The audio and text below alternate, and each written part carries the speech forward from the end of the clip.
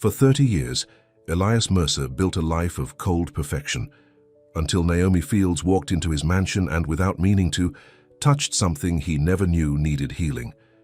Before we get into the story, comment below where in the world you are watching from today. The morning sun streamed through the tall windows of Elias Mercer's mansion, casting long shadows across the polished marble floors. At 30 years old, Elias had accomplished what most people only dreamed of. Tech company Mercer Tech had revolutionized home security systems, making him a billionaire before he turned 28. But money couldn't buy what Elias had never known: warmth, connection, or love. Elias stood at his kitchen island, meticulously arranging his breakfast as he did every morning. 1 cup of black coffee, 2 slices of whole grain toast, a perfectly sliced apple, arranged in a clockwise pattern on his plate. He checked his watch, 7:15 a.m., right on schedule. The cleaning agency had called yesterday to inform him that they would be sending someone new today. His previous housekeeper had quit without notice, like all the others before her. Elias knew why. He was too demanding, too particular. People found him cold, intimidating. He didn't mean to be. He just needed things a certain way. Order brings peace, his mother used to say, right before she'd inspect his room for any sign of disorder. The memory made him straighten his silverware again. The doorbell rang precisely at 8 a.m. Elias took a deep breath and walked to the door, his footsteps echoing in the empty hallway. He opened it to find a young woman with warm brown eyes and dark hair, pulled back in a simple ponytail. She wasn't what he expected. "Mr. Mercer, I'm Naomi Fields from Precision Cleaning Services," she said, her voice quiet but steady.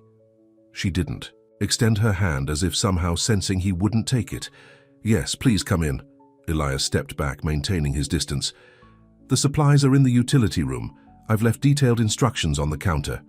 Naomi nodded, stepping into the grand foyer with a look of quiet appreciation rather than the awe or intimidation he was used to seeing. "Beautiful home," she said simply.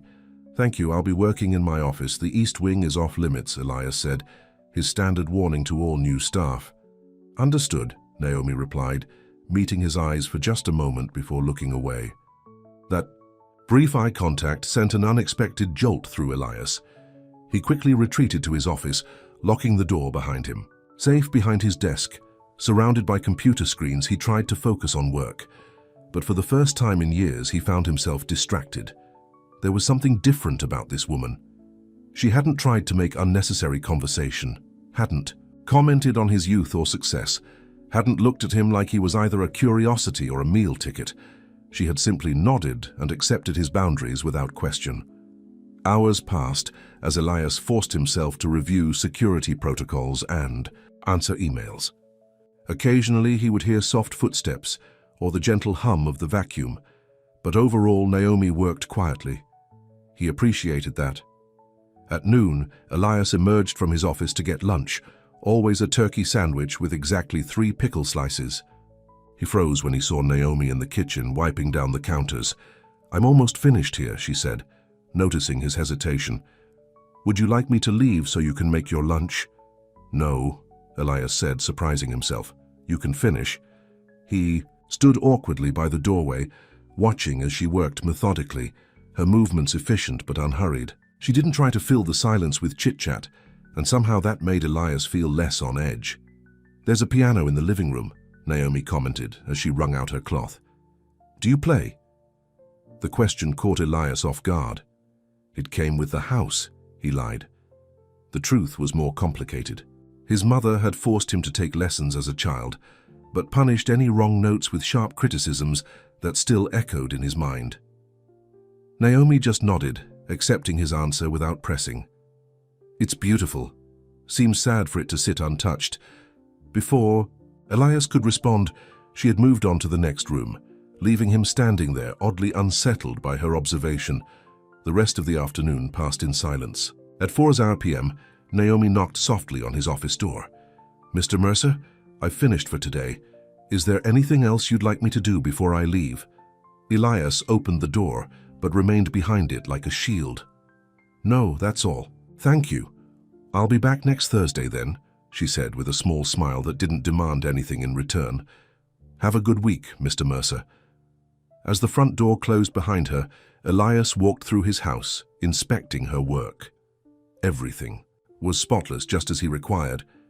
But something felt different. The house smelled faintly of lemon and something else he couldn't identify. Not a cleaning product. Maybe it was her. A subtle scent that lingered in the air. For the first time in years, Elias noticed how quiet his house was when he was alone.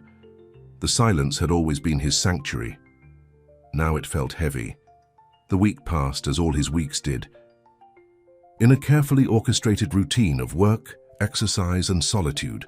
But for the first time, Elias found himself counting down the days until Thursday. When Thursday arrived, Elias made sure to be in his office before Naomi's arrival. He told himself it was to avoid awkward interaction, but part of him wanted to hear the moment she entered his home. At precisely 8 a.m. the doorbell rang.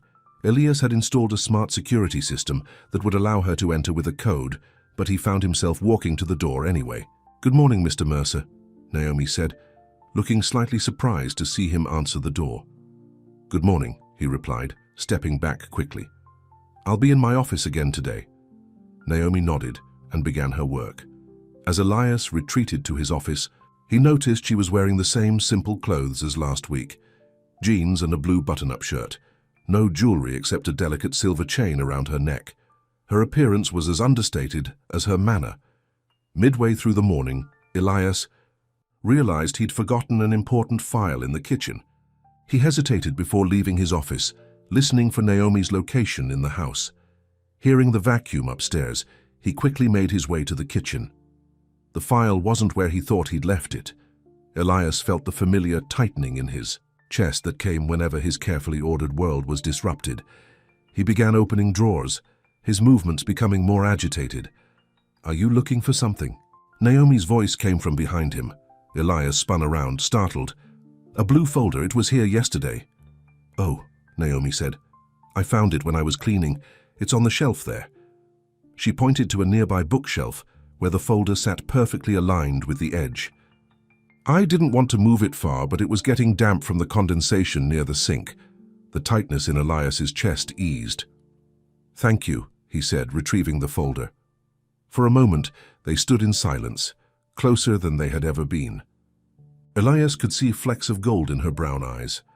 "I made some tea," Naomi said, breaking the silence. "Would you like a cup?" No one made him tea. No one offered him anything in his own home. It had been that way since he was a child, when his mother had taught him self-reliance as if it were a religion. "No, thank you," he said automatically, retreating behind his usual wall. Naomi simply nodded, no disappointment or judgment in her expression. "All right, let me know if you change your mind."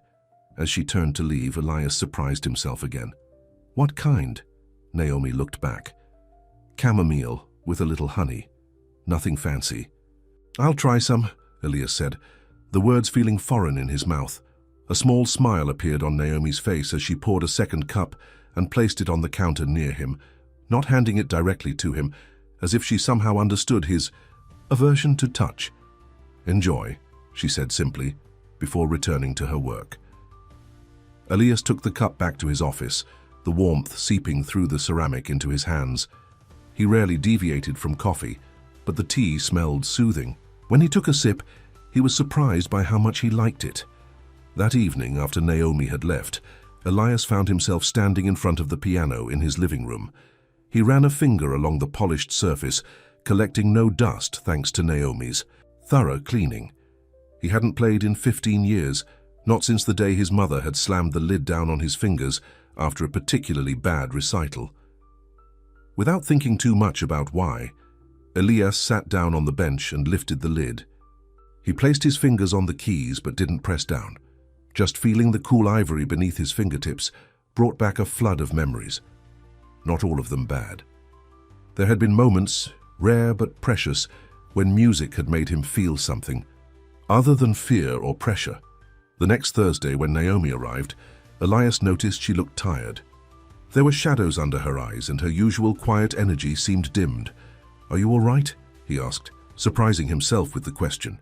Naomi looked up, clearly not expecting his concern. "Yes, just a long night. My mother wasn't feeling well. Your mother? Yes, I take care of her. She has multiple sclerosis. It flares up sometimes, Naomi explained, her voice matter of fact, without a hint of self-pity. Elias didn't know how to respond. His own mother had been cold and demanding, nothing like the woman Naomi described as she worked. A former kindergarten teacher who loved gardening and still tried to bake cookies on her good days. That must be difficult, he finally said. Naomi shrugged. It's life, we adjust.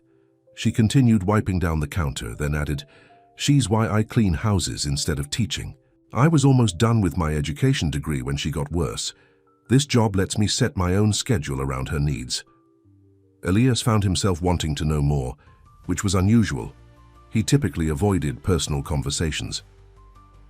Did your father... He trailed off, unsure how to ask. He left when I was 12, Naomi said simply. And my fiancé left when Mum's condition worsened, said he didn't sign up to be a caretaker.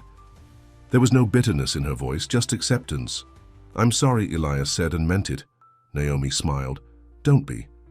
It showed me who he really was before we got married. She looked at him curiously. What about your family? The question would normally have sent Elias retreating behind his walls, but something about Naomi's direct but gentle manner made him answer. My father died when I was young. My mother raised me. He didn't add any details about the cold, controlling woman who had shaped his fear of closeness. Just the two of you? Naomi asked. Elias nodded. She passed away 3 years ago. I'm sorry for your loss, Naomi said, and though it was what people always said, coming from her it felt sincere. An uncomfortable silence fell between them, and Elias retreated to his office, buried himself in work and tried not to think about the conversation or the way Naomi's eyes had held genuine interest when she'd asked about his family. That afternoon, when Naomi knocked to tell him she was leaving, Elias found himself saying, The tea was good. Last week. Naomi's smile brightened her tired face. I'm glad you liked it. There's a fresh pot in the kitchen if you want some. After she left, Elias found not only the tea, but also a small plate of homemade cookies wrapped in plastic with a note, My mum made too many, they'll just go to waste otherwise. Elias stared at the offering, feeling strangely moved by the simple kindness. He couldn't remember the last time someone had given him homemade food without expecting anything in return. The weeks fell into a pattern. Every Thursday, Naomi would arrive precisely at 8 a.m. She would clean his house with careful attention to detail, respecting his need for order. Gradually, Elias found himself emerging from his office more often while she was there, finding small reasons to be in whatever room she was cleaning. They didn't talk much, but when they did, it was surprisingly easy. Naomi never pushed for more information than he was willing to give, and she shared bits of her own life in a way that felt like an offering rather than an intrusion. One Thursday, a particularly violent thunderstorm hit Santa Fe. The power flickered. As wind lashed against the windows of Elias's mansion, he noticed Naomi glancing nervously outside as thunder boomed overhead. Are you afraid of storms? He asked. Not usually, she admitted, but I need to get home before it gets worse. My mother doesn't do well during power outages. Elias looked at the darkening sky and made a decision that went against every instinct for solitude he'd cultivated. Stay here until it passes. I have a generator if the power goes out. Naomi hesitated. I don't want to impose. You're not, Elias said firmly. Call your mother. Make sure she's okay. While Naomi made the call, Elias busied himself making coffee, keeping his distance but aware of her presence in a way that was both unsettling and strangely pleasant. She's fine, Naomi said, returning to the kitchen. Her neighbor is checking on her. They sat at opposite ends of the kitchen island, drinking coffee as rain pounded against the windows. The silence between them wasn't awkward but companionable. Elias couldn't remember the last time he'd shared space with someone so comfortably. I saw a light on in the East Wing last night, Naomi said suddenly. I was driving by after taking Mom to her doctor's appointment. Elias tensed. The East Wing contained his childhood sketchbooks, the piano music he'd composed as a teenager, and other remnants of a time when he'd tried to create beauty instead of just technology. I work late sometimes, he said stiffly. Naomi nodded, not pushing further. I used to draw too, nothing good, just enough to entertain my kindergarteners. Elias looked at her in surprise. How did you know I draw? A slight blush colored Naomi's cheeks. I didn't. I just noticed your hands. They're an artist's hands. No one had ever said anything like that to him before. Elias looked down at his long fingers, seeing them through her eyes for a moment. The storm outside seemed to fade into the background as something shifted in the atmosphere between them. When the rain finally let up, Naomi gathered her things to leave. At the door, she turned to thank him. Mr. Mercer. Elias, he interrupted. You can call me Elias. Her smile was like the sun breaking through the clouds after the storm. Elias, thank you for letting me stay. As she walked to her car, Elias stood in the doorway longer than necessary, watching her leave. For the first time in years, his carefully constructed fortress of solitude felt less like protection and more like a prison. The following Thursday, Elias waited anxiously for Naomi's arrival. When the clock showed 8:15 a.m. and she hadn't appeared, he felt a knot forming in his stomach. By 8:30 he was pacing, checking his security cameras every few minutes. At 8:45, his phone rang, the agency calling to inform him that Naomi had a family emergency and wouldn't be coming today. They offered to send a replacement, but Elias declined. The thought of someone else in his space, someone who wasn't Naomi, felt wrong. The day stretched endlessly before him. Elias tried to work, but his concentration was shattered. He found himself wandering through the rooms that would have been filled with Naomi's quiet presence, noticing how empty they felt. Late that evening, as Elias was getting ready for bed, his security system alerted him to someone at the gate. On the camera, he saw Naomi's small car. His heart racing, Elias buzzed her in and went to the door, suddenly conscious of his plain t-shirt and sweatpants, so different from his usual buttoned-up appearance. When he opened the door, Naomi looked exhausted. Her eyes were red, her shoulders slumped with fatigue. "I'm sorry to come by so late," she said. "I realized I left my mother's medication here last week. I must have dropped it while cleaning." "Come in," Elias said, stepping back. "Do you know where you left it?" "I think in the kitchen," Naomi said, following him inside. As they entered the brightly lit space, Elias noticed her hands were trembling slightly. "Is your mother all right?" he asked. Naomi's composure cracked. "She's in the hospital. She fell this morning. That's why I couldn't come to work." Before Elias could respond, Naomi spotted a small white bag on top of the refrigerator. "There it is," she said with relief. "I must have put it there while cleaning and forgotten." As she reached for it, Elias saw tears welling in her eyes. Without thinking, he moved closer. "Naomi, what can I do?" She looked at him, surprise flashing across her face at his offer of help. "Nothing. I just need to get this back to her. The hospital will discharge her tomorrow and she'll need it." "You shouldn't be driving. You're exhausted," Elias said, concern overriding his usual emotional distance. "Stay. There are 6 guest rooms. You can take any of them." Naomi shook her head. "I couldn't impose." "It's not an imposition," Elias insisted, surprising himself with the strength of his desire to help her. "Please, just for tonight." The vulnerability in Naomi's eyes tugged at something deep inside him. For the first time in his adult life, Elias found himself wanting to care for someone else, to ease their burden. It was a terrifying, exhilarating feeling. "Okay," Naomi finally agreed, too tired to argue. "Just for tonight." As Elias showed her to a guest room, maintaining his careful distance while somehow feeling closer to her than he'd ever been to anyone, he realized that something fundamental had changed. His carefully ordered world was shifting, realigning itself around this quiet woman who had somehow slipped past his defenses without even trying. Standing in the hallway outside her door, Elias felt an unfamiliar sensation spreading through his chest, a warmth that had nothing to do with temperature and everything to do with Naomi's presence in his home. "In his life, Naomi," he said softly, just as she was about to close the door. "Is it strange that—" He paused, terrified of the words forming in his mind, of the feeling growing in his heart. "Is it strange that I've never touched anyone? And I only want it to be you." The words hung in the air between them. Elias couldn't believe he'd spoken them aloud, couldn't believe he'd revealed the raw, vulnerable truth that had been growing inside him for weeks. Naomi's eyes widened, her hand frozen on the doorknob. For a moment that seemed to stretch endlessly. Neither of them moved or spoke. Then slowly Naomi stepped back into the hallway. The soft light from the guest room illuminated her face as she looked at him with an expression Elias couldn't read. "No," she finally said, her voice gentle. "It's not strange at all."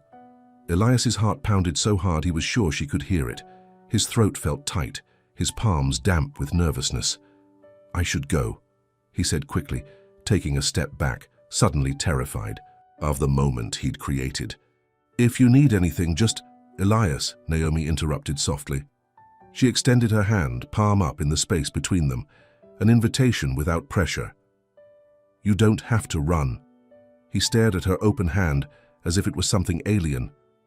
The thought of touching her, of touching anyone, sent a wave of anxiety through him. Years of his mother's harsh lessons echoed in his mind. "People only touch you when they want something, Elias. Remember that." But Naomi wasn't his mother, and the look in her eyes held no demand, no expectation, only understanding. With a trembling hand, Elias reached out. Their fingertips brushed just for a second. It was the briefest of touches, but it sent electricity racing up his arm. He pulled back quickly, overwhelmed by the sensation. "One step at a time," Naomi said, her smile gentle and free of judgment. "Get some rest, Elias. We can talk in the morning." As her door closed softly, Elias stood frozen in the hallway, looking down at his fingertips where they had touched hers. Something fundamental had shifted inside him, like tectonic plates moving. After decades of stillness, he barely slept that night, his mind replaying that moment of connection over and over. By dawn, he was in his kitchen, making coffee with shaking hands, unsure what the new day would bring. At 7:30 a.m., Naomi appeared in the kitchen doorway, her hair damp from a shower, wearing the same clothes from the day before. "Good morning," she said, hesitating at the edge of the room as if unsure of her welcome in the light of day. "Good morning," Elias replied, his voice hoarse. "Coffee?" "Please." He poured a cup and set it on the counter, careful not to let their fingers brush as she took it.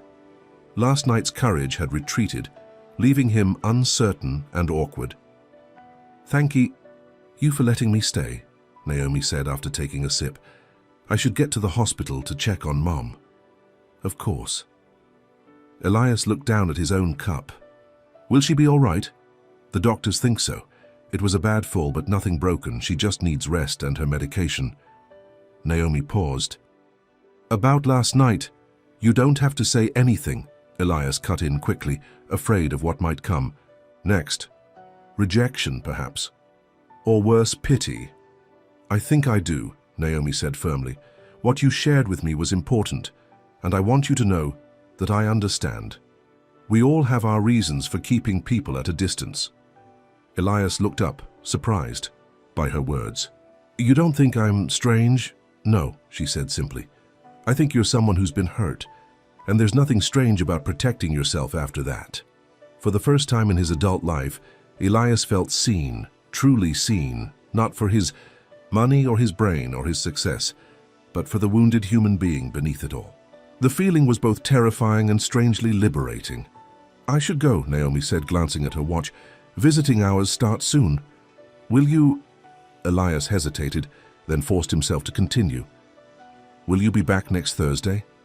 Naomi smiled, and something warm unfurled in Elias's chest. "Yes, same time as always." After she left, the house felt emptier than ever. Elias wandered from room to room, unable to focus on work or anything else. For the first time, his perfectly ordered home felt cold and lifeless. In the East Wing, the room he'd warned Naomi to stay away from, Elias unlocked the door and stepped inside.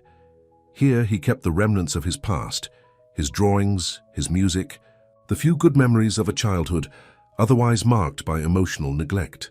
He sat at the old desk, running his fingers over sketches he'd done as a teenager. Buildings, bridges, structures he'd designed in his mind long before he had the money to create them in reality. His mother had discouraged his art, calling it a distraction from more important pursuits. But in these drawings, young Elias had found his only escape. The week passed with excruciating slowness.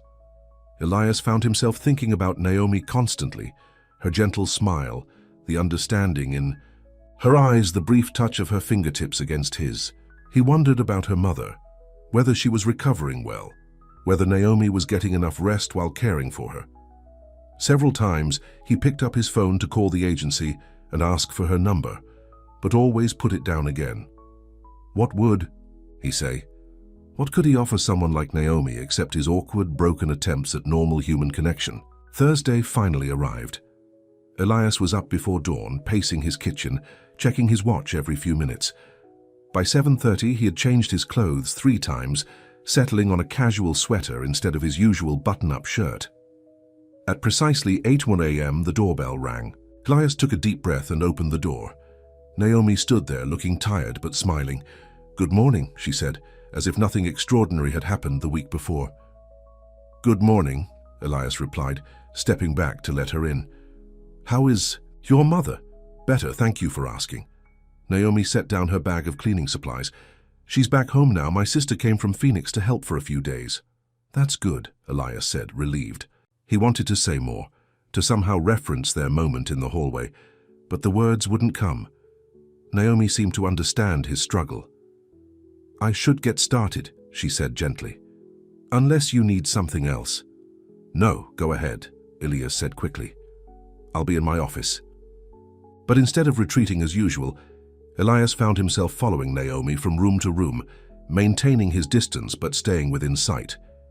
He asked questions about her cleaning process, her favorite products, anything to keep the conversation going. Naomi answered patiently, her eyes occasionally meeting his with knowing warmth.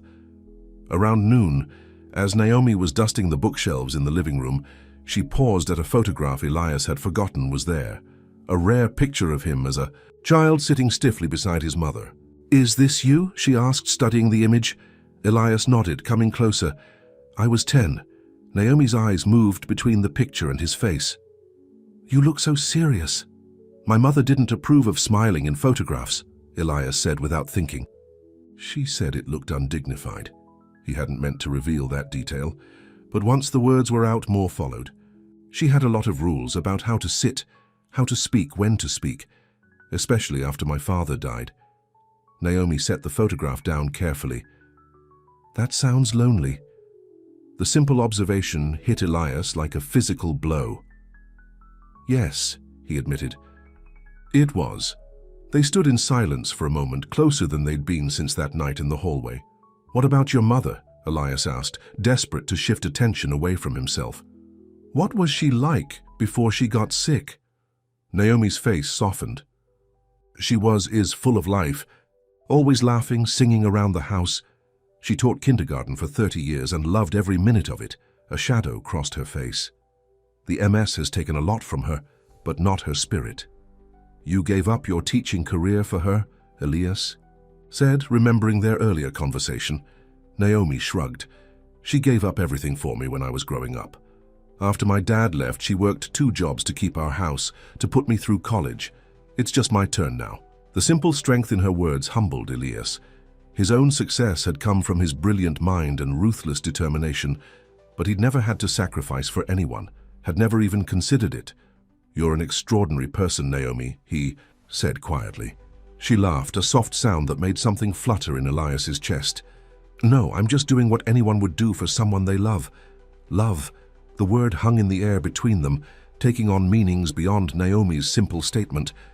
Elias looked away, overwhelmed by the direction of his thoughts. "I should let you get back to work," he said abruptly, retreating to his office. Behind the closed door, Elias pressed his palms against his desk, trying to steady his racing heart. What was happening to him? For years he'd lived in perfect isolation, needing nothing and no one. Now the mere presence of this quiet, unassuming woman in his house made him feel things he'd never experienced. Hope, longing, fear. That evening, as Naomi was preparing to leave, Elias found himself standing in the foyer, reluctant to see her. "Go same time next week?" he asked, trying to sound casual. "Actually," Naomi said hesitantly, "I wanted to talk to you about that. My mother needs more care right now, and my sister has to go back to Phoenix. I might need to take a few weeks off." Panic flashed through Elias. The thought of not seeing Naomi for weeks was suddenly unbearable. What if... he started, then stopped himself.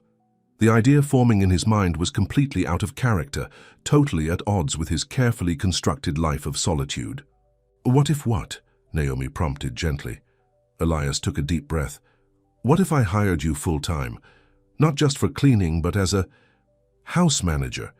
You could set your own hours, work when it's convenient with your mother's care. The pay would be better, of course." Naomi looked surprised. "Elias, you don't need a house manager. Your home is already perfectly organized." "I know," he admitted. "But you need flexibility, and He struggled to find the right words. "I've grown accustomed to your presence here." It was the closest he could come to saying what he really meant. "I don't want you to go. I feel less alone when you're here. You make this house feel like it could be a home." Naomi studied his face for a long moment. "Let me think about it," she finally said. "It's a generous offer, but I need to consider what's best for my mom and for me." Elias nodded, trying to hide his disappointment. "Of course, take your time." As Naomi walked to her car, Elias remained in the doorway, watching until her taillights disappeared down the long driveway. The night air was cool against his face, but inside his chest, that unfamiliar warmth continued to grow. The next morning, Elias was startled by the sound of his doorbell. No one ever came to his house uninvited. His security system showed a sleek black car in the driveway, a car he recognized with a sinking feeling. With reluctance, he opened the door to find Victor Reynolds, his company's COO, standing there, with an impatient expression. "Finally," Victor said, brushing past Elias into the house. "I've been calling you for days."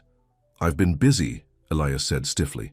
He disliked Victor, but the man was brilliant at running the day-to-day operations of Mercertech, allowing Elias to focus on research and development. "Too busy to answer calls about the Thompson contract?" Victor raised an eyebrow. "They're threatening to walk if we don't meet their deadline." "The system isn't ready," Elias said, leading Victor to his home office. "I won't release it until it's perfect." "Perfection is costing us millions, Elias," Victor snapped. "The board is getting restless." For the next 2 hours, they argued over timelines and technical specifications. Throughout the conversation, Elias was uncomfortably aware of Victor's eyes roaming around the house, taking in details with calculating interest. "You've changed things," Victor commented as they were wrapping up. "The place feels different." "Nothing's changed," Elias said quickly. Victor gave him a skeptical look. "Something has. You're different too, less rigid." The observation hit too close to home. Elias stood, signaling the end of the meeting. "I'll review the Thompson specs again and call you tomorrow." After Victor left, Elias felt unsettled. Was he changing? Had Naomi's presence in his life altered him so much that even someone as self-absorbed as Victor could notice? The thought should have terrified him. Change meant unpredictability, loss of control, everything Elias had spent his life avoiding. But instead he felt a strange sense of anticipation, as if he were standing on the edge of something new and unexplored. 3 days later, Elias was working in his office when his security system alerted him to a visitor. On the camera, he saw Naomi's car. His heart leapt as he hurried to the door, opening it before she could ring the bell. "Naomi," he said, unable to hide the pleasure in his voice. "I wasn't expecting you today." She looked nervous, her hands clasped tightly in front of her. "I wanted to talk to you in person, about your offer."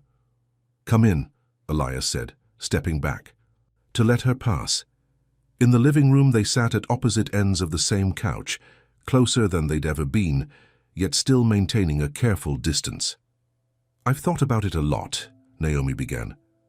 "It's a very generous offer, and the flexibility would be ideal for my situation with Mom."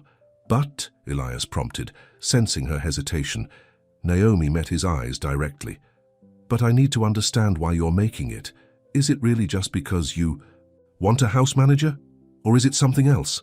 The directness of her question caught Elias off guard. In his world of business negotiations and technical specifications, people rarely spoke so plainly about emotional matters. He started, then faltered. How could he explain feelings he barely understood himself? I feel calmer when you're here. The house feels less empty. It wasn't everything, not even close, but it was the most honest he could be in that moment. Naomi nodded slowly.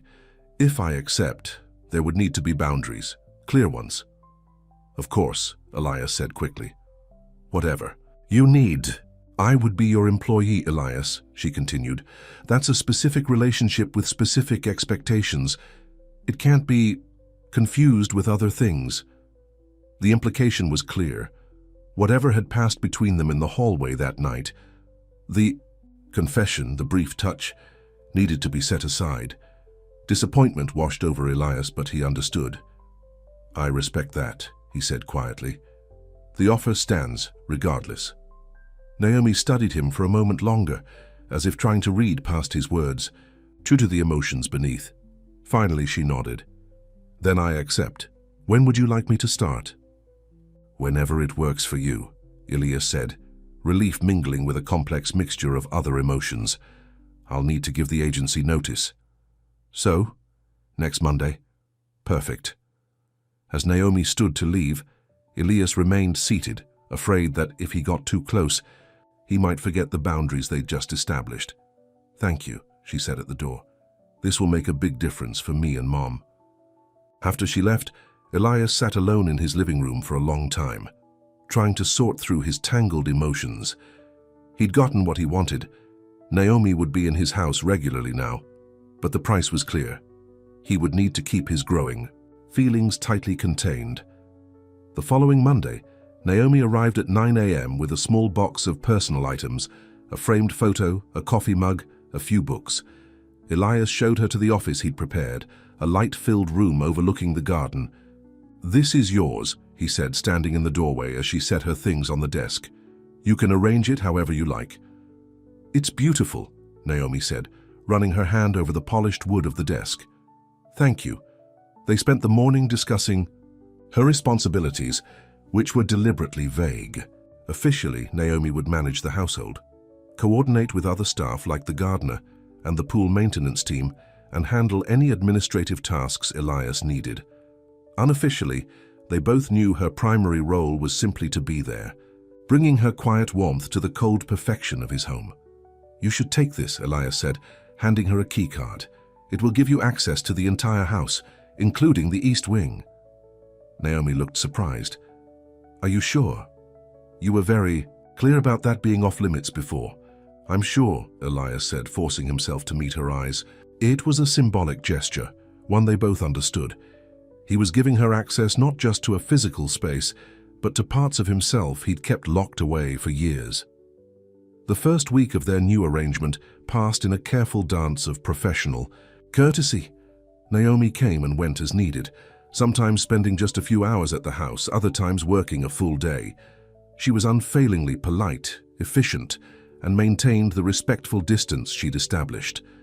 Elias, for his part, tried to honor the boundaries between them, retreating to his office when he felt himself wanting to follow her from room to room as he had before. But he couldn't help noticing the small changes she brought to his home. Fresh flowers on the dining table, soft music playing in the kitchen, windows open to let in the desert breeze. On Friday afternoon, Elias returned from a rare trip to his company headquarters to find Naomi in the East Wing, standing in front of his old drawing table. I'm sorry, she said quickly, seeing him in the doorway. I was just dusting in here. But Elias knew better. The sketchbooks on the table had been moved, some of them open to pages of his teenage drawings. Buildings and bridges, yes, but also more personal sketches, hands, eyes, abstract shapes that represented emotions he couldn't express in words. It's all right, he said, coming into the room. I gave you access for a reason. Naomi looked down at one of the open sketchbooks. These are beautiful, Elias. You have real talent. Had, he corrected. I haven't drawn anything in years. Why not? Naomi asked, her voice soft. Elias moved, closer, looking down at his old sketches. My mother thought it was a waste of time. She wanted me focused on practical skills, math, science, business. He paused, remembering. She said art was for people who couldn't succeed in the real world. That's sad, Naomi said simply. Creating beauty is never a waste of time. Her words struck a chord deep inside Elias. For years, he'd accepted his mother's judgment without question, burying his creative impulses beneath layers of practical success. Looking at Naomi now, this woman who had sacrificed her own dreams to care for her mother, yet still found ways to bring beauty into everyday life, he felt something shift inside him. Maybe I'll try again someday, he said, surprising himself. Naomi smiled, and that now familiar warmth bloomed in Elias's chest. I think you should. As she slipped past him to leave the room, her arm brushed against his, the first contact between them since that night in the hallway. Though it lasted less than a second, the touch sent electricity racing through Elias, leaving him breathless. That night, after Naomi had gone home, Elias returned to the East Wing. He sat at his old drawing table, running his fingers over the pencils and charcoals that had lain untouched for so long. Before he could talk himself out of it, he opened a fresh page in one of the sketchbooks and began to draw. Hours passed as lines flowed from his pencil. When he finally set it down, he looked at what he'd created. A portrait of Naomi, her eyes kind and knowing, her smile holding secrets he was just beginning to understand. Elias closed the sketchbook quickly, as if hiding evidence of a crime. This was exactly what he'd promised not to do: blur the lines between employer and employee, between professional courtesy and personal longing. But as he prepared for bed that night, Elias couldn't stop thinking about the portrait, about the way drawing Naomi's face had felt like the most natural thing in the world. For the first time in his life, he'd created something not out of logic or necessity, but from pure emotion, and it terrified him. The weekend passed in restless solitude. By Monday morning, Elias had convinced himself to maintain stricter boundaries. Naomi was his employee now. Their relationship needed to stay professional, regardless of the feelings growing inside him. But when she arrived, bringing the scent of lemons and something indefinably her into his sterile home, all his resolutions wavered. "Good morning," she said brightly, setting a small bag on the kitchen counter. "I brought muffins. My mom made them yesterday during her baking therapy." "Baking therapy?" Elias asked, momentarily distracted from his internal struggle. Naomi's face lit up. Yes, her occupational therapist suggested it to help with her fine motor skills. She can't do as much as she used to, but mixing batter and decorating cookies are good exercises for her hands. The obvious love in Naomi's voice when she spoke about her mother always moved Elias. It was so different from his own experience of maternal relationship. "That's wonderful," he said sincerely. "Please thank her for me." As Naomi unpacked the muffins, Elias noticed a bruise on her wrist.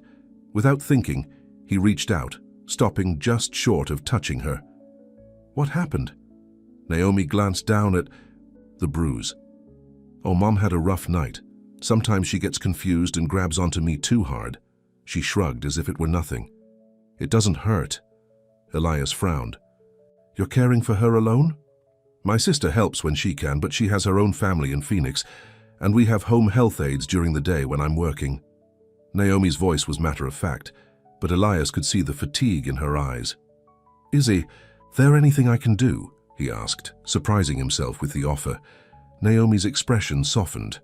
"That's kind, but no, we manage."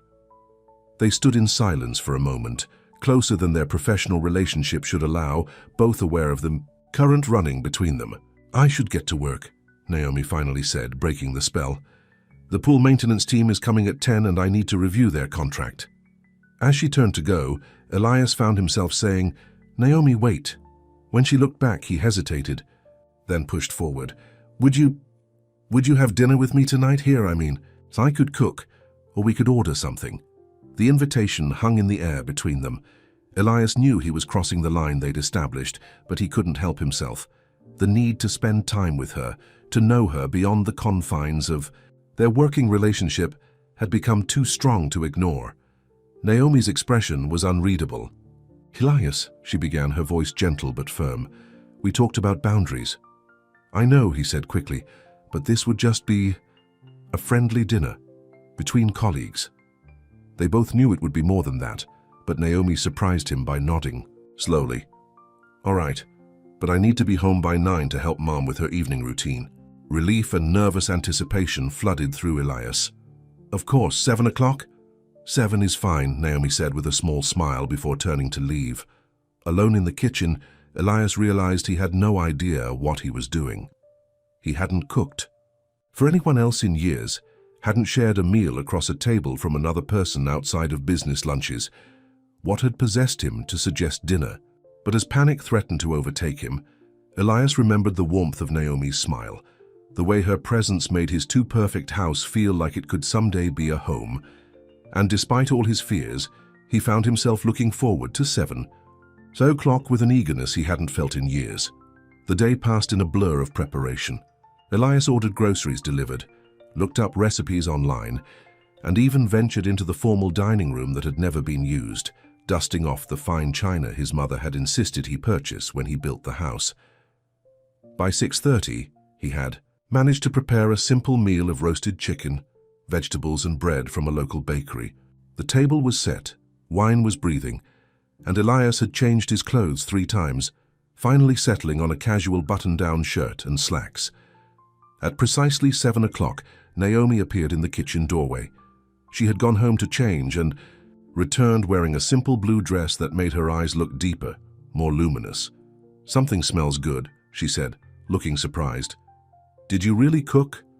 Elias felt a blush creep up his neck. "I tried. It might be terrible." Naomi laughed, a sound that sent warmth spiraling through Elias's chest. "I'm sure it's not." As they sat across from each other at the small table in the kitchen, Elias had decided the formal dining room would feel too stiff. The initial awkwardness gradually gave way to comfortable conversation. They talked about books they'd read, places they'd like to visit, music they enjoyed. To Elias's surprise, he found himself laughing more in that 1 hour than he had in the past year. "This is nice," Naomi said as they finished eating. "I don't get many adult conversations these days. It's mostly Mom and her doctors." "It must be hard," Elias said, refilling her water glass. "Caring for her and working," Naomi shrugged. "It's life. You do what you have to for the people you love." She looked at him curiously. "Have you ever had to take care of someone else?" The question caught Elias off guard. "No," he admitted. "I've always been self-sufficient." Even as a child, Elias hesitated, memories rising to the surface. "My mother believed in independence. After my father died, she said we couldn't afford weakness." The words came out more bitter than he'd intended. Naomi's expression softened with understanding. "That explains a lot," she said quietly. "What do you mean?" Elias asked, though part of him already knew the answer. Naomi looked directly at him, her gaze gentle but unflinching. "Why you live behind such high walls? Why you're so careful about letting people close?" The observation should have made Elias defensive, but coming from Naomi it felt like a simple truth, stated without judgment. "Yes," he acknowledged. "I suppose it does." As they cleared the dishes together, Naomi insisting on helping despite his protests.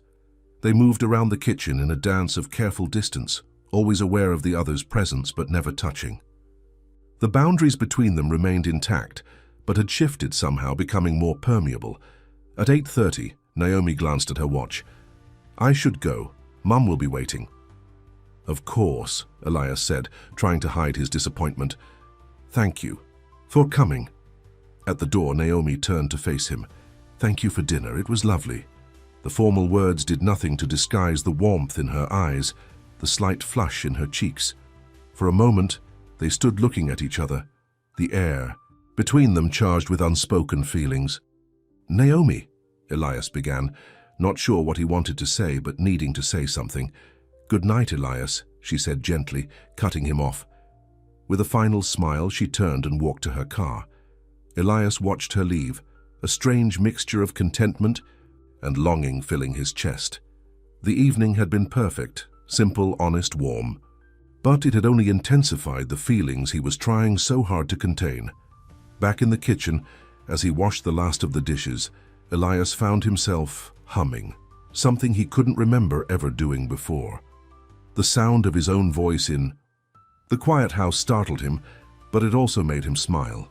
Something was changing inside him, something fundamental and irreversible. The walls he had built around his heart were beginning to crumble, and for the first time in his life, Elias wasn't afraid of what might happen when they fell. The weeks that followed were filled with a strange new rhythm. During the day, Elias and Naomi maintained their professional relationship.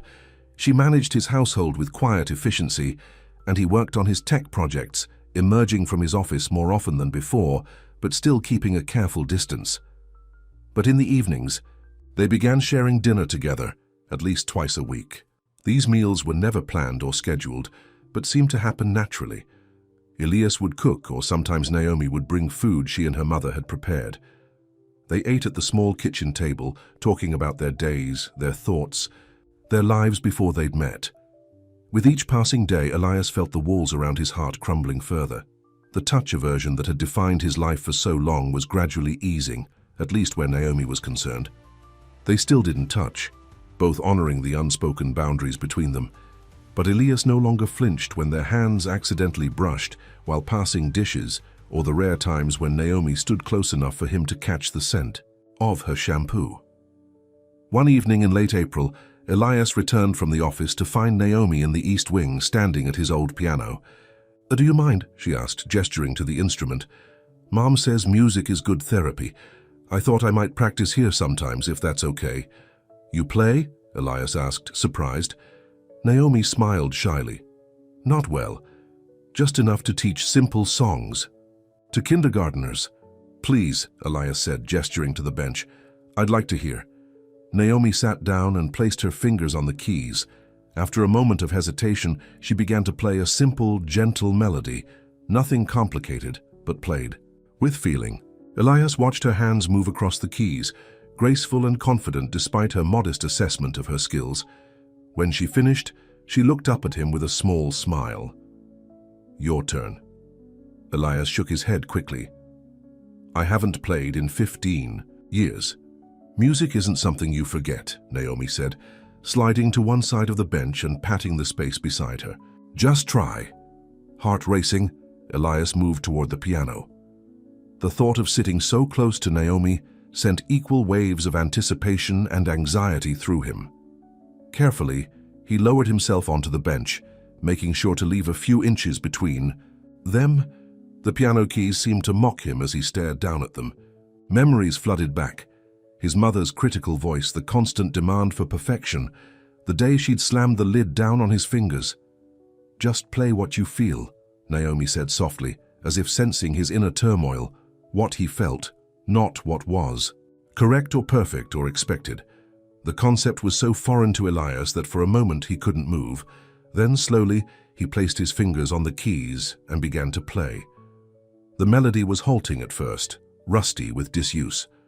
But as he continued, muscle memory took over, and the simple tune he'd composed as a teenager, one his mother had dismissed as sentimental nonsense, flowed from his fingers. When he finished, the last note lingering in the air between them, Elias realized how close they were sitting. If he turned his head, his face would be inches from Naomi's. He could feel the warmth radiating from her body, could hear the soft sound of her breathing. "That was beautiful," she said, her voice barely above a whisper. "Did you write it?" Elias nodded, not trusting himself to speak. "Play it again," Naomi requested, and this time Elias didn't hesitate. As he played, something shifted between them. The careful distance they'd maintained for weeks seemed to dissolve, replaced by a connection that transcended physical space. Though they weren't touching, Elias felt closer to Naomi in that moment than he'd ever been to another human being. When the piece ended, neither of them moved or spoke for several heartbeats. Then Naomi gently closed the piano lid and stood up. "I should go," she said, her voice slightly unsteady. "Mom's expecting me." Elias nodded, rising from the bench. "Thank you," he said simply, not sure if he was thanking her for listening or for something much more profound? Naomi smiled, a fleeting, luminous expression that Elias wanted to capture and hold forever. "Good night, Elias." After she left, Elias remained in the East Wing for hours, playing the piano for the first time in years, letting the music express all the feelings he didn't have words for yet. The next morning, Elias woke to the sound of his phone ringing. Glancing at the screen, he saw it was Victor Reynolds, his COO. "Elias," Victor said without preamble when he answered. "We have a problem. The Thompson system failed during final testing." Elias sat up, instantly alert. "What happened?" "Security breach in the core protocol. We need you at the office, now." For the next 3 days, Elias was trapped in emergency, meetings and late-night coding sessions, trying to patch the vulnerability in his security system before news of the failure leaked to the press. He barely had time to text Naomi to let her know he wouldn't be home. On the 4th day, exhausted but successful, Elias finally returned to his mansion. The door had barely closed behind him when he realized something was different. The house smelled of fresh bread and flowers. Music was playing softly from the kitchen. Following the sound, Elias found Naomi stirring something on the stove. She looked up as he entered, her face lighting up with a smile that made his exhaustion melt away.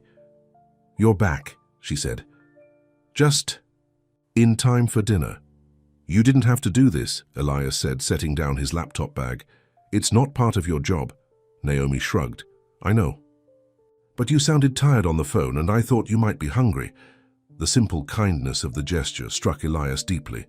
In his world of cutthroat business and technological precision, thoughtfulness for its own sake was rare. "Thank you," he said, meaning it from the bottom of his heart. They ate together at the kitchen table, Elias describing the technical challenge he'd been solving, while Naomi listened with genuine interest. As the meal progressed, Elias found himself relaxing, the tension of the past few days draining away in the warmth of Naomi's company. "I missed this," he admitted without thinking. "Being here, with you." The words hung in the air between them, more honest than he'd meant to be. Naomi's expression softened, a mixture of affection and caution in her eyes. "I missed it too," she said quietly. They sat in silence for a moment, the admission changing something between them yet again. The boundaries they'd established were becoming increasingly blurred, and neither seemed willing to reinforce them. "How's your mother?" Elias asked, partly to change the subject, and partly because he genuinely wanted to know. A shadow crossed Naomi's face. "Not great. She had another fall yesterday. The doctor wants her to use a wheelchair full-time now, but she's fighting it." "I'm sorry," Elias said, wishing he could do more to help. "Is there anything you need?" Naomi shook her head. "Just understanding when I need to adjust my schedule, which you've always given." She paused, then added, "She's asked about you, you know." "Me?" Elias was surprised. "Why?" "I talk about you sometimes," Naomi admitted with a small smile. "She says you sound interesting." The idea that Naomi discussed him with her mother sent a rush of warmth through Elias's chest. It made what was happening between them feel more real, more significant. "I'd like to meet her someday," he said without planning to. It was a huge step for him, expressing a desire to meet someone new, to extend his small circle of human connections beyond Naomi. Naomi looked surprised but pleased. She'd like that too, I think. After dinner, as they cleaned up together, Elias found himself moving more comfortably in Naomi's presence. The panic he'd once felt at the prospect of accidental touches had faded, replaced by a nervous anticipation. Part of him wanted to bridge the physical gap between them, to see if touching Naomi intentionally would feel as right as everything else about her. But fear held him back, not just of physical contact, but of what it would mean. If he reached for Naomi's hand, if he allowed himself to want more than this careful friendship, there would be no going back to the safe, isolated life he'd built. As if reading his thoughts, Naomi spoke. "Elias, we should talk about what's happening." "Here?" His heart raced. "What do you mean?" Naomi turned to face him, her expression serious. "You know what I mean. This isn't just an employer-employee relationship anymore. Hasn't been for a while." Elias felt his throat tighten with anxiety. No, he agreed. It isn't. So what is it? Naomi asked gently. What do you want it to be?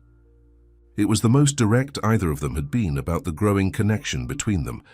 Elias found himself at a loss for words. What did he want? His carefully ordered life had been turned upside down since Naomi entered it. The walls he'd built to keep everyone out were crumbling. And strangest of all, he was glad. I don't know, he finally admitted.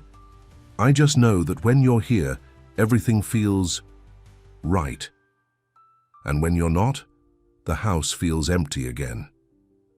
Naomi's eyes softened. That's how I feel too. They stood looking at each other across the kitchen, so much still unspoken between them. Elias wanted to move closer, to see if he could overcome the lifetime of conditioning that made physical contact so terrifying. But before he could gather his courage, Naomi's phone rang. She glanced at the screen, her expression immediately shifting to concern. It's my sister. I should take this. Elias nodded, stepping back to give her privacy. But he could still hear Naomi's side of the conversation, her voice growing increasingly distressed. When? How bad? Yes, I'll come right away. When she hung up, her face was pale. It's Mum, she's in the hospital again, I have to go. Of course, Elias said immediately. Do you want me to drive you? The offer surprised them both. Elias rarely drove anywhere with other people, preferring the control and isolation of traveling alone. Naomi hesitated only briefly before nodding. That would help. Thank you. The drive to the hospital was tense and quiet. Naomi stared out the window, her hands clasped tightly in her lap. Occasionally, Elias would glance over, wishing he knew the right words to comfort her. At the hospital, Naomi moved with practiced familiarity through the corridors, Elias following a step behind. They found her sister, Jessica, in the waiting room outside the ICU. Naomi, Jessica said, standing to embrace her. Her eyes flickered curiously to Elias as they separated. Who's this? Elias Mercer, Naomi said. My employer. The hesitation. Before the word was slight but noticeable. Elias, this is my sister, Jessica. They exchanged polite nods, Elias maintaining his customary distance. He felt out of place in this family crisis, but unwilling to leave Naomi's side. What happened? Naomi asked her sister. Jessica's expression was grave. Another stroke. They think bigger than the last one. She couldn't speak when I found her. Naomi's face crumpled and Elias felt an overwhelming urge to comfort her. Without thinking, he moved closer, his hand hovering near her shoulder before dropping back to his side, the old fear still too strong. The doctor will be out soon, Jessica continued, glancing between them with a curious expression. They're running tests. For the next 2 hours they waited. Jessica and Naomi talked quietly, catching each other up on their mother's recent condition. Elias sat slightly apart, feeling like an intruder but determined to stay as long as Naomi needed him. Finally, a doctor appeared, her expression serious as she approached Naomi and Jessica. Miss Fields, I'm Dr. Patel. I've been treating your mother? How is she? Naomi asked, her voice steady despite the fear evident in her eyes. Stable, but I'm concerned, Dr. Patel said. This was a significant stroke. We've managed to prevent further damage, but there will be lasting effects. Her left side is paralyzed, and she's having difficulty speaking. Naomi nodded, absorbing the information with a stoicism that amazed Elias. What happens now? She'll need to stay here for at least a week, then intensive rehabilitation. But I need to be honest with you. Given her MS and this second stroke, she's going to need full-time care going forward. The implications hung heavy in the air. Jessica looked at Naomi with concern. I can stay for a few weeks, but with the kids and Mark's job in Phoenix... I know, Naomi said, touching her sister's arm reassuringly. We'll figure it out. Dr. Patel looked between them. You can see her now, but only for a few minutes. She needs rest. As Naomi and Jessica followed the doctor, Elias remained in the waiting room, respecting the family's private moment. But his mind was racing, thinking about what this would mean for Naomi, for her job, for whatever was growing between them. 20 minutes later, Naomi returned alone, her eyes red but dry. She sat beside Elias, close enough that their shoulders almost touched. "How is she?" he asked softly. "Awake, but confused. She recognized us but couldn't say much." Naomi's voice was steady, but Elias could hear the strain beneath it. "Jessica is staying with her a bit longer." "What can I do?" Elias asked, feeling helpless in the face of her pain. Naomi looked at him, vulnerability clear in her eyes. "You're already doing it. Being here helps." They sat in silence for a moment, the hospital buzzing with activity around them. Then Naomi spoke again, her voice quiet. "I'm going to have to quit, Elias. Mom will need round-the-clock care. I can't work and take care of her." The words hit Elias like a physical blow. The thought of Naomi not being in his house, not sharing quiet dinners and gentle conversations, left him feeling hollow. "Don't decide anything yet," he said quickly. "There must be other options, home health aides, or we can't afford that kind of care long-term," Naomi interrupted gently. "Not with the quality she would need," she sighed, running a hand through her hair. "I've been saving, but it's not enough, and our insurance only covers so much." Elias's mind raced, searching for solutions. The obvious answer, offering to pay for Naomi's mother's care, hovered on his lips, but he hesitated. Would she see it as charity? As him trying to buy her continued presence in his life? Before he could decide what to say, Jessica returned to the waiting room. "They're moving her to a room for the night," she told Naomi. "Visiting hours are over, but we can come back first thing tomorrow." Naomi nodded, standing up. "I'll drive. You to Mum's house." "I brought my car," Jessica said. She glanced at Elias again, curiosity evident in her expression. "I can meet you there." After Jessica left, Naomi turned to Elias. "I'm sorry about dinner, and for making you wait here all evening." "Don't apologize," Elias said firmly. "Your mother needs you, that's what matters." The ride back to Naomi's mother's house was quiet, both of them lost in thought. When they arrived at the modest one-story home, Elias turned off the engine but made no move to get out. "Will you be all right?" he asked. Naomi nodded, fatigue evident in every line of her body. "Yes, Jessica will stay tonight. We'll take turns at the hospital tomorrow." "Call me if you need anything," Elias said. "Anything at all." Naomi looked at him, her eyes searching his face. "Thank you, Elias, for everything." For a moment they sat in silence, something unspoken passing between them. Then, in a gesture that took every ounce of courage he possessed, Elias reached across the space between them and took Naomi's hand in his. The contact sent a jolt through him, not of fear as he'd always expected, but of connection. Her skin was warm and soft against his, and though his heart raced with anxiety, he didn't pull away. Naomi's eyes widened in surprise, then softened with understanding. She squeezed his hand gently, a simple gesture that somehow conveyed everything words couldn't. "Good night, Elias," she whispered. "Good night, Naomi," he replied, reluctantly letting go of her hand as she opened the car door. He watched until she was safely inside before driving away, his hand still tingling where it had touched hers. The next week passed in a blur of hospital, visits and lonely evenings.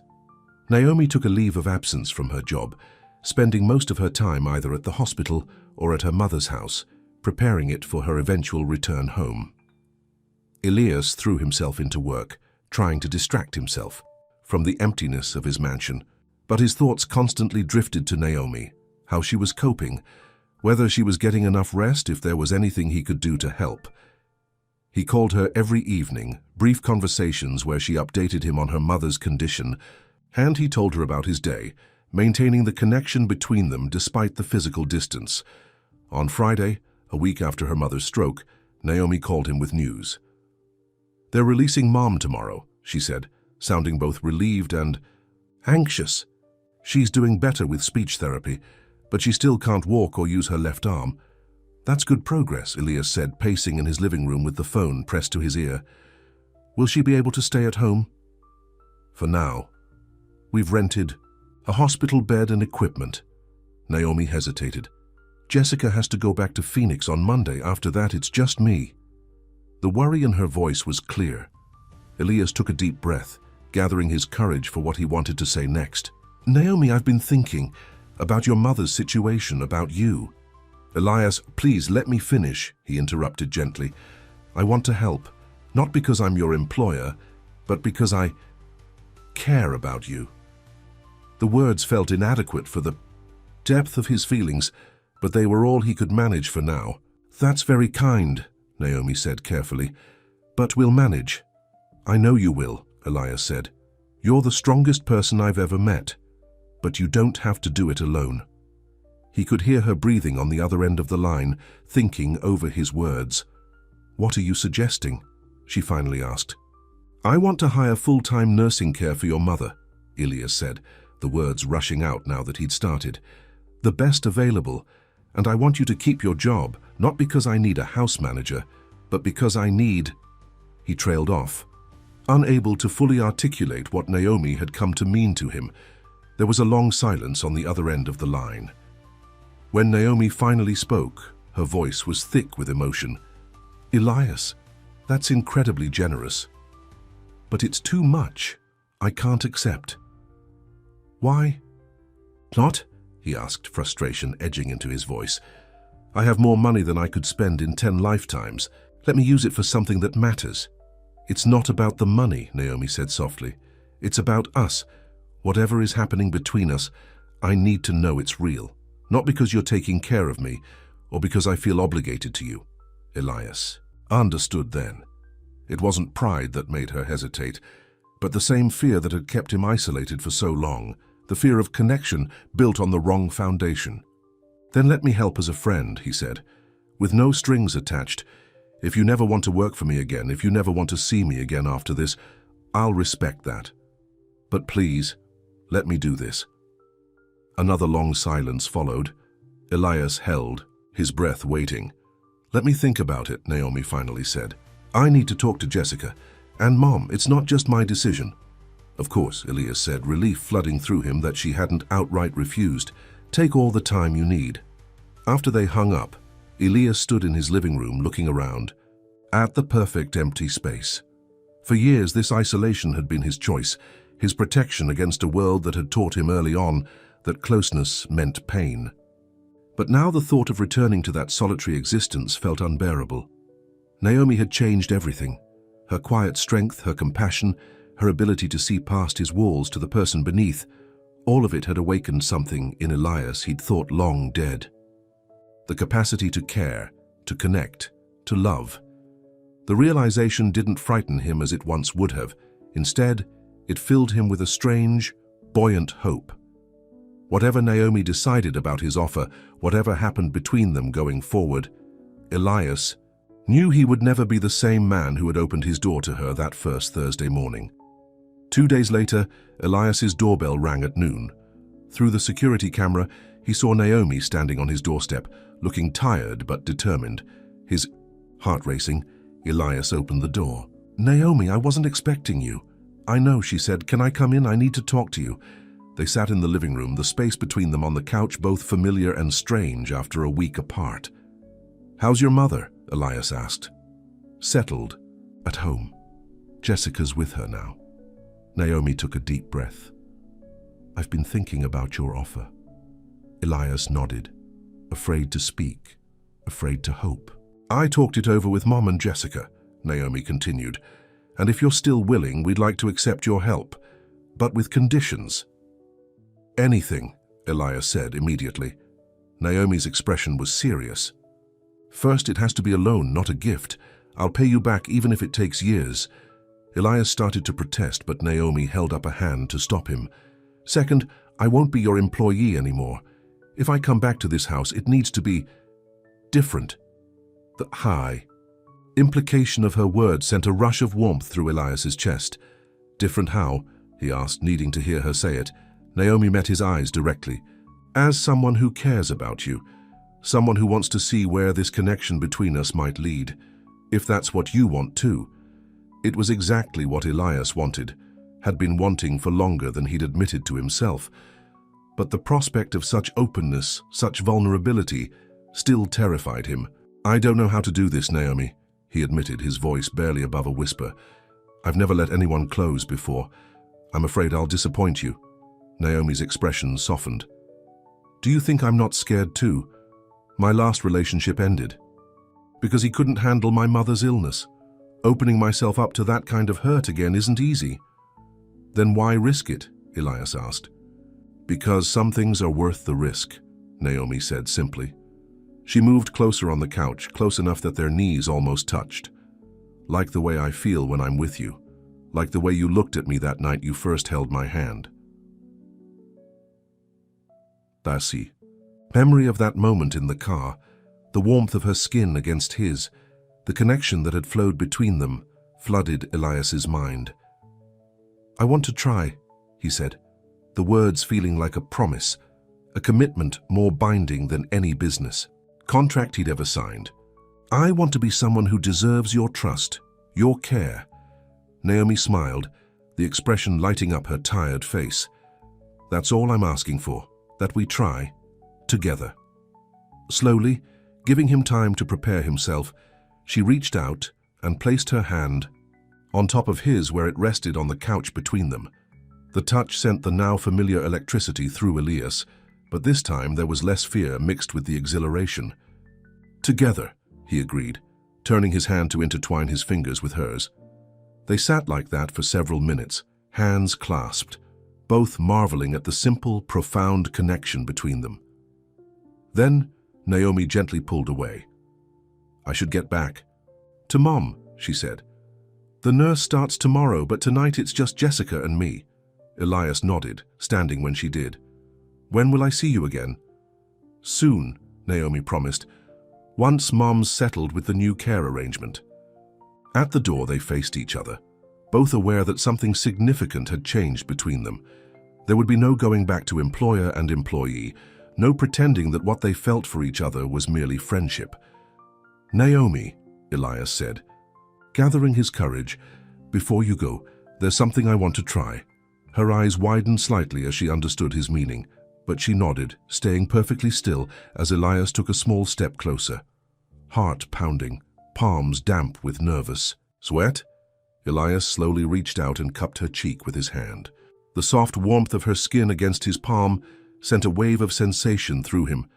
Not fear or panic as he'd always expected, but something deeper, sweeter. Okay, he whispered, checking that his touch was welcome. Naomi smiled, leaning slightly into his hand. More than okay. They stood like that for a long moment, connected by that single point of contact, both aware of the significance of this step for Elias. Then, slowly, he lowered his hand and stepped back. Drive safely, he said. As Naomi walked to her car, Elias remained in the doorway watching her go, but this time the sight of her leaving didn't fill him with emptiness. Instead, there was anticipation, hope for what might come next. For the first time in his life, Elias Mercer wasn't afraid of the future. Whatever challenges lay ahead, Naomi's mother's health, his own struggles with intimacy, the complicated dance of two wounded people learning to trust each other, they would face them together. And in that knowledge, Elias found a warmth more profound and lasting than anything he'd ever known. As they shared a simple meal, Elias watched the interaction between mother and daughter with growing admiration. Despite her physical limitations, Margaret maintained a sharp wit and loving presence that clearly anchored Naomi's world. Their easy conversation, filled with inside jokes and shared memories, gave Elias a glimpse of the loving family life he'd never experienced. More tea, Elias? Margaret asked, her good hand gesturing toward the pot. Yes, thank you, he replied, feeling strangely at home in this modest sunroom. As Naomi poured the tea, her fingers brushed against Elias's. The brief contact still sent a flutter through his chest, but now it was more anticipation than anxiety. He was growing accustomed to her touch, even beginning to crave it. After lunch, Margaret needed to rest. Naomi helped her adjust the bed, administered her medication, and kissed her forehead before leading Elias to the small backyard garden. Your mother is remarkable, Elias said, as they sat on a weathered bench beneath an apple tree. Naomi smiled, pride evident in her expression. She always has been. Even now she worries more about me than herself. You're lucky, Elias said quietly, to have that kind of love. Naomi's hand found his, their fingers intertwining in what had become a familiar gesture. "She likes you," she said. "She doesn't show it much with new people, but I can tell." Something warm unfurled in Elias's chest at her words. Approval from this woman, who had raised such an extraordinary daughter, felt significant, validating. "I like her too," he said honestly. They sat in comfortable silence, watching butterflies dance among the late-blooming flowers. The simplicity of the moment, sitting in a garden, holding hands, no words needed, struck Elias as profound. His life had been filled with complexity, with technology and business deals and the constant pursuit of perfection. But here, in this small garden with Naomi, he found a peace he'd never known. "Thank you for coming today," Naomi said, breaking the silence. "It meant a lot to Mom, to me too." Elias squeezed her hand gently. "Thank you for inviting me." As the sun began to set, casting long shadows across the garden, Elias reluctantly stood to leave. At the front door he paused, turning to face Naomi. "Would you—" he began, then hesitated, unused to making such requests. "Would you like to have dinner at my house tomorrow night? Not to work, just to be there." Naomi's smile was like sunlight, breaking through clouds. "I'd like that very much." Back at his mansion, Elias walked through the empty rooms with new eyes. The perfectly arranged furniture, the spotless surfaces, the expensive art on the walls, none of it felt like home the way Naomi's modest house had. Something was missing. On impulse, he entered the East Wing and opened his old sketchbooks. Hours passed as he lost himself in drawing, charcoal flowing across paper in a way that felt both familiar and new. When he finally set down his pencil, he had created a sketch of Naomi's garden, the weathered bench, the apple tree, the sense of peace he'd felt there. Sunday evening, Elias prepared dinner with unusual care. He wasn't an experienced cook, but he followed a recipe he'd found online, wanting to create something special for Naomi. The kitchen, usually pristine and barely used, became cluttered with ingredients and cooking utensils. Elias found he didn't mind the disorder. When Naomi arrived, her eyes widened at the transformed space. "You cooked?" she asked, clearly surprised. "Tried to," Elias admitted with a small smile. "It might be terrible." Naomi stepped closer, her eyes warm. "Even if it is, the fact that you tried means everything." Something shifted between them in that moment, a deepening of trust, of understanding. Elias had spent his life maintaining perfect control, perfect order. Allowing himself to try and potentially fail at something as simple as cooking dinner represented a vulnerability he would never have shown before Naomi. The meal was simple: roast chicken, vegetables, fresh bread, but sharing it felt profound.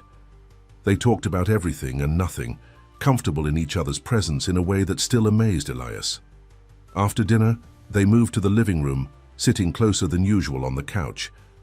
"How's your mother today?" Elias asked. "Better," Naomi said. "The new nurse, Elena, is wonderful with her. Mom actually laughed during physical therapy this morning."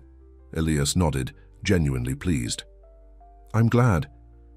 And how are you?" The question seemed to surprise Naomi. "Me?" "Yes, you," Elias said gently.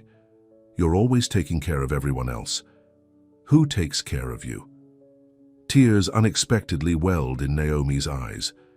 She blinked them away quickly, but Elias had seen them. Without thinking, he reached out and took her hand. "I'm fine," she said, her voice slightly unsteady. "Just tired, I guess." "Naomi," Elias said softly, "you don't have to be strong all the time, not with me." The simple permission seemed to break something open inside her. Tears spilled down her cheeks as months of worry and exhaustion finally found release. Elias hesitated only briefly before wrapping his arm around her shoulders, drawing her against his chest. The contact sent the usual jolt of anxiety through him, but it was quickly overshadowed by a deeper need, the desire to comfort her, to be the safe place where she could finally let down her guard. "I'm sorry," Naomi whispered against his shirt. "I don't usually—" "Don't apologize," Elias interrupted gently. "Not for this. Not ever." They sat like that for a long while, Naomi's tears gradually subsiding as Elias held her. For the first Time in his life, physical contact with another person didn't feel threatening or uncomfortable. It felt right, necessary. When Naomi finally pulled back to look at him, her eyes were red but clear. "Thank you," she said simply. Elias reached up, hesitating briefly before gently wiping a lingering tear from her cheek. "Always," he promised. The moment hung between them, charged with unspoken emotions. Elias could feel his heart racing, could see the same anticipation reflected in Naomi's eyes. Slowly, giving her time to pull away if she wanted, he leaned forward. Their first kiss was gentle, tentative, a question being asked and answered. Elias had never kissed anyone before, had never wanted to. But with Naomi, it felt as natural, as breathing. Her lips were soft against his, her hand warm where it rested on his chest. When they separated, Elias kept his eyes closed for a moment, absorbing the sensation, committing it to memory. When he opened them, Naomi was watching him with an expression of such tenderness that it made his chest ache. "Was that okay?" he asked, suddenly uncertain. Naomi's smile was like sunrise. More than okay. The evening stretched before them, filled with new possibilities. Neither rushed to define what was happening between them, content to let it unfold naturally. They talked, they listened to music, and occasionally they shared another gentle kiss, each one less hesitant than the last. When Naomi finally left, promising to return the next day, Elias stood in the doorway watching her car disappear down the driveway. The familiar emptiness of his house didn't feel oppressive anymore. It felt like a space waiting to be filled. Summer turned to fall, bringing cooler temperatures to Santa Fe and deepening the connection between Elias and Naomi. They settled into a comfortable routine. Naomi spent 3 days a week at his house, not as an employee but as a welcome guest. While the rest of her time was devoted to her mother's care, Elias found himself opening up in ways he never had before. He showed Naomi his drawings, played the piano for her, even told her about the childhood memories that had shaped his fear of closeness. In turn, she shared her dreams, her worries, her hopes for the future. Physical intimacy developed slowly between them. Each touch, each kiss was a new discovery for Elias, a gentle dismantling of the walls he'd built around himself. Naomi never pushed, never demanded, allowing him to set the pace of their growing closeness. One evening in October, as they sat, together on the patio watching the sunset, paint the mountains in shades of gold and purple, Elias made a decision that had been forming in his mind for weeks. "I've been thinking," he said, his fingers interlaced with Naomi's, "about the East Wing." Naomi looked at him curiously. "What about it?" "It's just sitting there, mostly empty." Elias took a deep breath. What if we converted it into a living space for your mother?" Naomi's eyes widened. "Elias, it has its own entrance," he continued quickly. "We could make it fully accessible, install everything she needs for her care. The nurses could still come, but you wouldn't have to be divided between 2 places all the time." "You're asking us to move in with you?" Naomi's voice was soft with wonder. Elias nodded, suddenly nervous. "If you want to, if your mother would be comfortable with it. I know it's a big step, but I thought—" Naomi silenced him with a kiss. When she pulled back, her eyes were bright with unshed tears. "You never cease to amaze me, Elias Mercer." "Is that a yes?" he asked, hope rising in his chest. I need to talk to Mom about it first," Naomi said with a gentle smile. "But from me, yes, absolutely yes." The next morning, Elias accompanied Naomi to her mother's house. Margaret listened carefully as they explained the idea, her shrewd eyes moving between them. "So let me understand," she said when they finished. "You want to move me into your mansion so my daughter can be with you, without worrying about me?" Elias flushed at her directness. "It's not just that. I have the space, and it seems wasteful when it could be put to better use.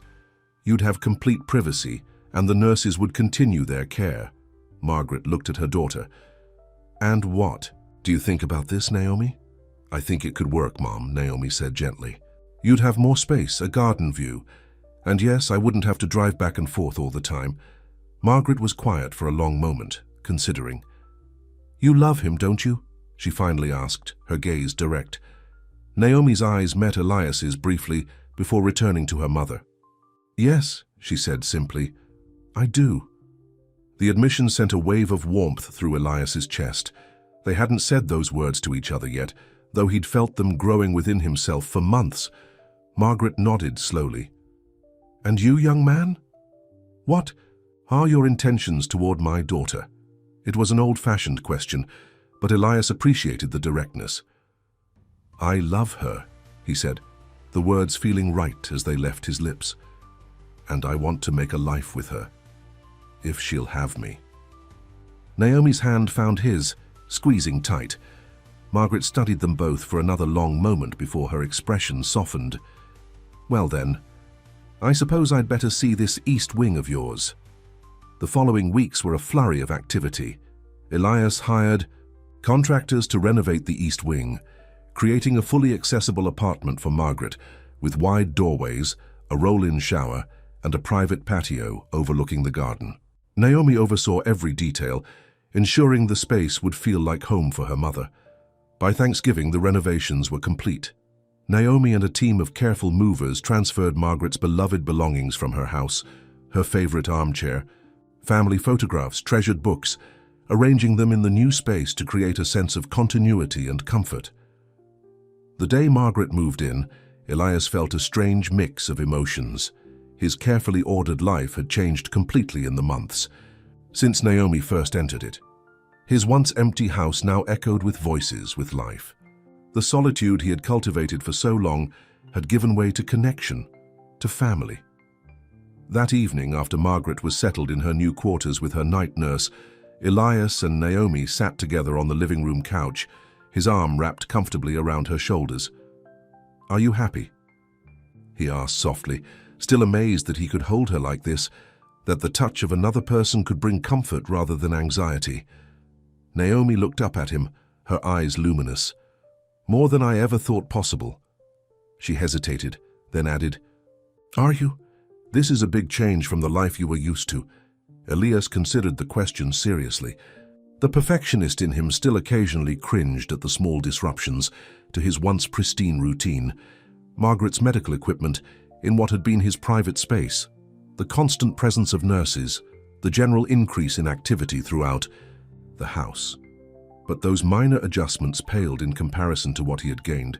Naomi's presence in his life, her gentle strength and unwavering love, even Margaret's sharp wit and maternal warmth. For the first time since his childhood, his house felt like a home. Yes, he said with absolute certainty, I'm happy. The weeks leading up to Christmas brought another transition. Elias suggested that Naomi move her belongings from her bedroom at her mother's house into his master suite. It was a significant step for both of them, the final merging of their separate lives into a shared one. Are you sure? Naomi asked when he proposed it. You've never shared your space like that before. I'm sure, Elias said, taking her hands in his. I want to fall asleep beside you every night and wake up with you every morning. The look of love that bloomed on Naomi's face at his words made any lingering anxiety melt away. This was right. This was what he wanted. On Christmas Eve, with Margaret comfortably settled in the East Wing, Elias and Naomi decorated a tree in the main living room, something Elias had never done in his adult life. As they hung ornaments on the branches, many of them handmade by Margaret's kindergarten students over the years, Elias felt a sense of completion, of rightness. Later that night, as they lay together in the darkness of their shared bedroom, Naomi's head resting on his chest, Elias found himself thinking about the journey that had brought them to this point. From the first day she'd arrived to clean his house to this moment of complete intimacy, it seemed both impossible and inevitable. What are you thinking about? Naomi asked, her voice soft in the darkness. The first time I saw you, Elias replied, his fingers gently stroking her hair. How afraid I was to let you in. How glad I am that I did. Naomi raised herself up on one elbow to look at him, her face illuminated by the moonlight streaming through the window. And now? Now I can't imagine my life without you in it, Elias said simply. The truth of the words resonated deep within him. This woman had transformed his existence, had shown him that the walls he'd built to keep pain out had also kept joy at bay. With her gentle persistence, she had taught him that vulnerability wasn't weakness. It was the path to the connection he'd been missing all his life. "I love you, Naomi Fields," he whispered, the words still new enough to feel miraculous on his tongue. "And I love you, Elias Mercer," she replied, leaning down to kiss him softly. As snow began to fall outside, blanketing the desert landscape. In white, Elias held Naomi close, marveling at the warmth that had become a constant presence in his once cold life. The journey hadn't been easy.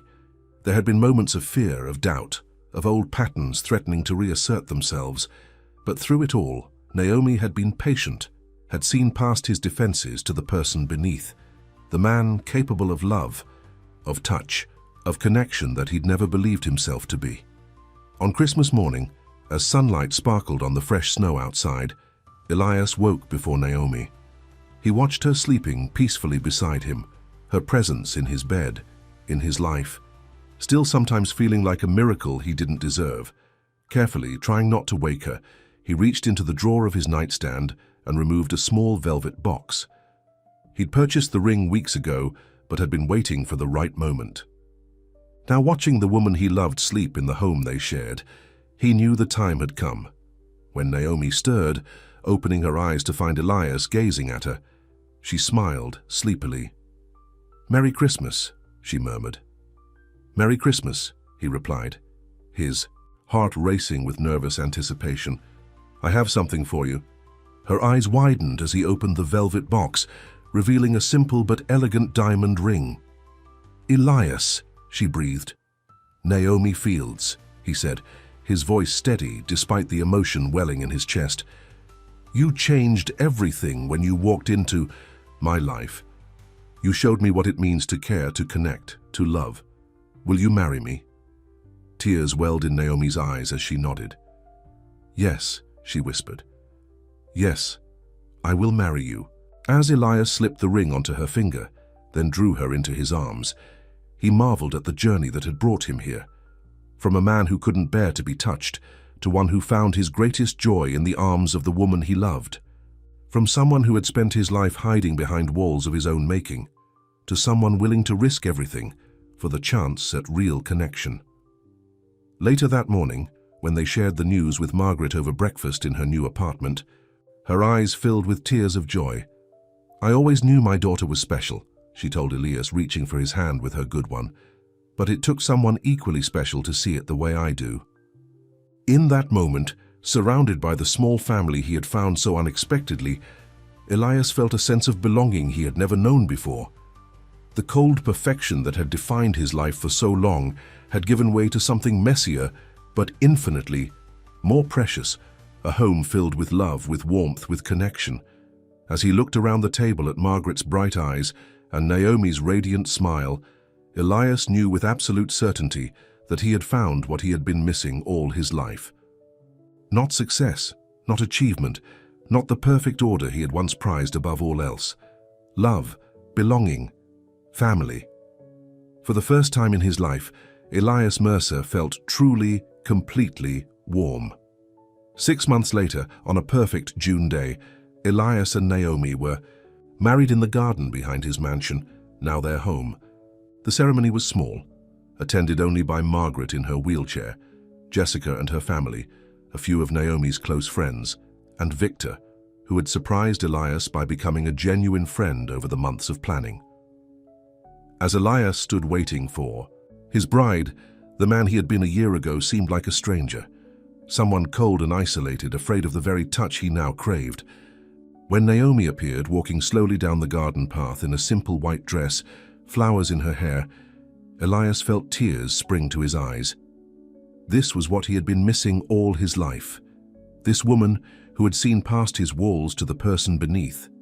This feeling of connection that made all the pain of opening up worthwhile. "Ready?" Naomi asked with a smile as she reached him, taking his hands in hers. "More than ready," Elias replied, his voice steady with certainty. As they exchanged their vows beneath the apple tree transplanted from Margaret's garden, Elias knew that his life had been divided into two distinct parts. Before Naomi, and after.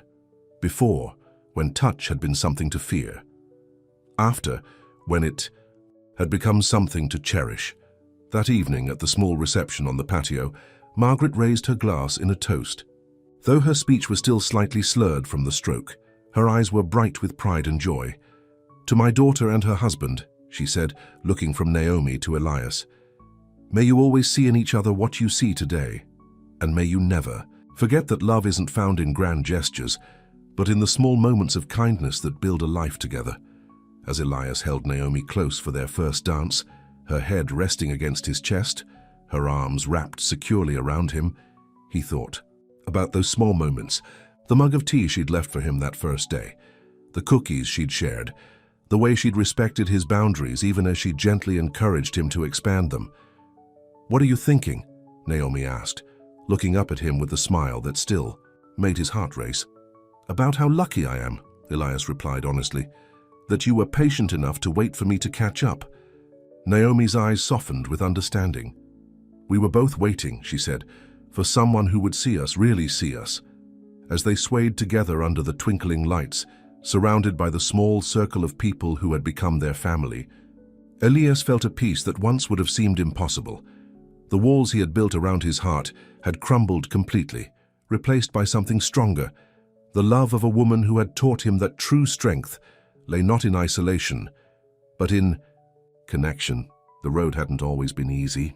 There had been moments of fear, of doubt, of old patterns threatening to reassert themselves. There would be challenges ahead too: Margaret's health, the demands of balancing work and family, the everyday complications of building a life together. But as Elias looked down at the woman in his arms, at the ring glinting on her finger, he knew with absolute certainty that they would face whatever came next together. The man who had once flinched at the merest touch now found his greatest comfort in his wife's embrace. The mansion that had once been a cold monument to success had become a warm, imperfect, wonderful home. And Elias Mercer, who had spent 30 years believing that safety lay in solitude, had discovered the most profound truth of his life: that real safety, real peace, real warmth could only be found in loving and being loved in return. As the stars came out above their garden, Elias and Naomi danced on, surrounded by the family they had created together. And for the first time in his life, Elias felt not just warm but complete. The end